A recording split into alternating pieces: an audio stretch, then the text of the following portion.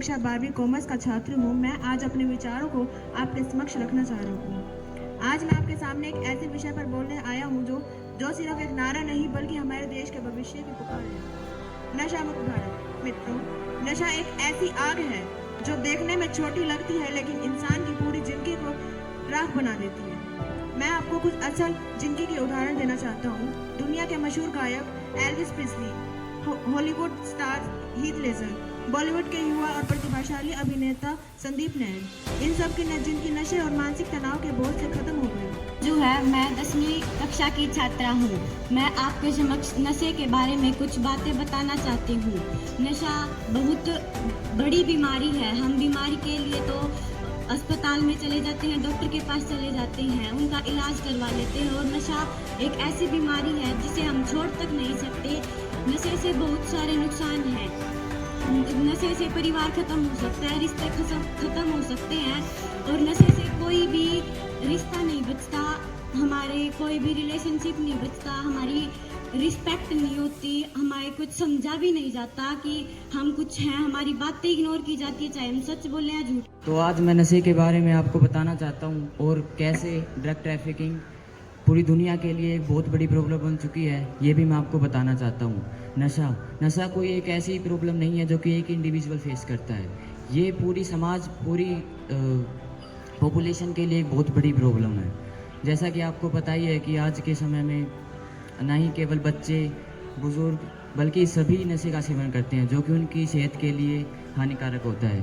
यह ना ही केवल आपकी मेंटल हेल्थ बल्कि फिजिकल हेल्थ को भी नेगेटिव वे में अफेक्ट करता है। आज के समय में कुछ व्यक्ति, आज की युवा पीढ़ी इसे अपने आनंद का माध्यम समझती है। जिस देश की युवा पीढ़ी नशे को अपना राह बना ले उसका भविष्य और उसके देश का भविष्य में तो केवल अंधकार छाया हुआ है। इसलिए इस नशे को पूरी तरीके से खत्म करना बहुत ही जरूरी है। नशा जो एक दीमक की तरह है जो इंसान की पूरी तरीके से खोखला कर देता है। नशीले पदार्थों का सेवन करने से व्यक्ति अपनी संवेदनशीलता और स्मृति अस्थायी रूप से खो देता है। उसे होश नहीं रहता कि वह क्या कर रहा है। एक प्रश्न यह उठता है कि लोग नशा करते ही क्यों हैं? जब ये प्रश्न उन लोगों से पूछा जाता है कि वे नशा क्यों करते हैं, तो वे उत्तर देते हैं, फिर कुछ समय के लिए जीवन की कठिनाइयों व खुद को भूल जाने के लिए। तो आज इस मंच से मैं उनसे प्रश्न करना चाहूंगी कि वे जीवन की कठिनाइयों से क्यों भागना चाहते हैं। हमारे ऋषि मुनि, आध्यात्मिक गुरु, संत जनों ने कहा है, खुद को पहचाने। तो आप अपने आप को भूलने की मूर्खता करते ही क्यों हैं? नशे की लत ऐसी है जो इसके दलदल में डूब जाता है, वह इसमें डूबता ही चला जाता है। हमें इसके दलदल में डूबना नहीं है, बल्कि एक कमल बनकर खिलना है, क्योंकि आने वाले भारतवर्ष का भविष्य हम युवाओं से ही है। नशा नाश का द्वार है, नशा नाश का द्वार है, ये कहावत वास्तविकता को दर्शाती है। जो व्यक्ति नशा करता है वो अपना मानसिक संतुलन, शारीरिक सुंदरता, संकल्प शक्ति खो देता है। नशा करने की शुरुआत कई से तरीकों से होती है, जैसे साथियों का दबाव, यार एक बार ट्राई कर। यह वही लाइन है जिसने लाखों जिंदगियां बर्बाद की है।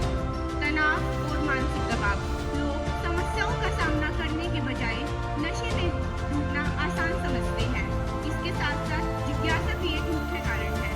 नए अनुभव पाने की चाह जो सीधे अंधेरे में ले जाती है।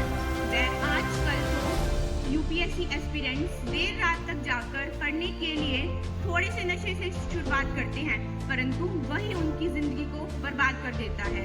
वह नहीं है, ड्रग्स कोई खेल नहीं है, ड्रग्स कोई साथी नहीं है। ड्रग्स एक धीमा जहर है जो धीरे धीरे शरीर को खोखला कर देता है, आज आपने रॉबर्ट डाउनी जूनियर का नाम सुना होगा।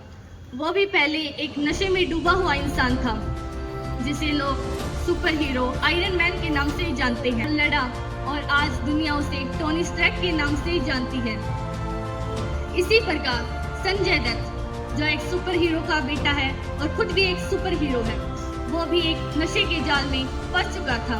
फिर उसने हार नहीं मानी, अपनी सर्जरी करवाई, अपनी दवाई ली और नशे को हरा देना चाहती हूँ।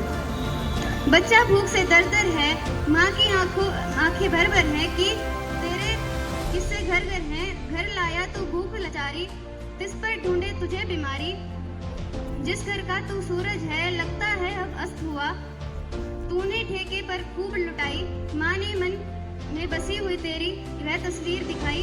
बच्चे की क्या फीस रुकी कि आज गली के किसी कोने में बेहोश पड़ा है एक छात्र जिसकी आंखों में कुछ कर गुजरने का सपना था, एक छात्र जिसकी